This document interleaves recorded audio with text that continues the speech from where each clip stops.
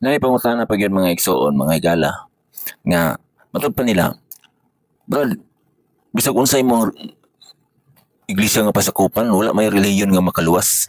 Na bisan asa kang reliyon magbuhat lang kag maayo. Mao na ang ilang sulti. No, kung usa ka katawo nga nakapangutaan, nakasulti ug sama niya na usa ka ignorante, wala ka masayod sa kamaturan, na tudloan ti ka. Okay? Tinuod nga walay iglesia nga makaluwas. By the way, ako asang hatag sa inyo sa meaning sa reliyon. Ang reliyon dili iglesia ha. Ang reliyon mao na ang connection nato sa Ginoo. Atong belief, ang atong pagtuo nato sa Ginoo, mao na siya connection nato sa Ginoo, dili na iglesia. Na akong kamong sultian nga ang iglesia dili relihiyon kung imong tanawon ang meaning. Okay? Ato ng connection nga to sa Ginoo. Now, siguro kanang moingon mo nga walay relihiyon nga makaluwas, nagtumbok mo nga sa iglesia. Now, karon na tong pangutana kay para masakto nga pwede mong mutana nga walay iglesia nga makaluwas. Kana mo sakto. Pero kung mayon ka nga walay relihiyon nga makaluwas, wala may ang relihiyon dili na iglesia. Connection na nimo sa Ginoo ba? Connection nimo sa Dios. No. Kung mangutana ta nga walay iglesia nga makaluwas, kana may saktong pangutana. Karon tubagon mo nako.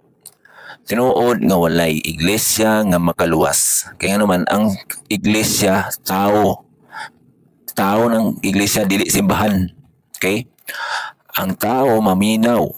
Mao ni ang ebidensya mga igsoon nga ang iglesia masinugtanon, musugot.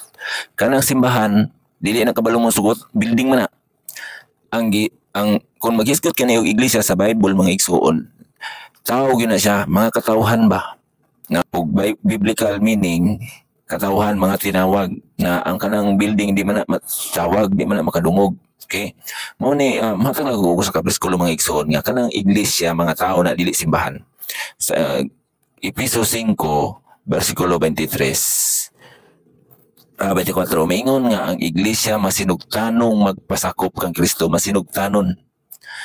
Pangutanan nako, ang usa ka building ba kabalong mosugot? Masinugtanon kang Kristo? Of course dili ka building man na, simento man na, kahoy man na. Ang gisulti diya sa Galatia 5 versikulo 24 masinugtanon mga katawhan mo kana ang tinuod. Now, wala iglesia makaluwas tinuod, balik sa pangutana. Kay tao man na sila kana iglesia mga katawhan. Okay? Pero doon ay pagaluwason ang pangutana karon kung ang iglesia nga pagaluwason ni Kristo naa ba ka diha, sakop ba ka diha sa iglesia nga iyang pagaluwason? Kay kung wala ka diha, kay naa ka sa lain nga iglesia nga tao ang nagtukod, tao ang founder, tao ang mga leader, dili gyud ka maapil og kaluwas. Na matud pa diha sa Efeso 5:23 kay ang bana mao ang ulo sa asawa, maingon usab nga si Kristo ulo sa iglesia nga mao ang iyahang lawas ug siya mao ang manluluwas niini. Ang pagaluwason ni Ginoong Hesus mao lang ang iyang iglesia nga iyang gitukod sa Mateo 16:18 nga ginganlan og Churches of Christ sa Roma 16:16 ug maora sa ang iyang pagaluwason. Kung wala ka diha igsuon mga higala, dili gyud ka maapil kaluwas. Kay kanang imong pundok ang gipasakupan, tao ang founder ana, di na makaluwas nimo. Dili na makaluwas. Wala tao nga makaluwas nimo kung dili si Kristo lang. So tinuod nga wala iglesia makaluwas pero doon ay pagaluwason. Okay, loy ka kung ang iglesia nga imong gipasakupan dili man ni si Kristo ang founder, so dili gyud na maapil kaluwas. So unsay buhaton nimo? Moadto ka sa iglesia nga gitukod sa atong Ginoo kay maora po na ang iyang pagaluwason. Ang Roma 16:16. Okay? Understood?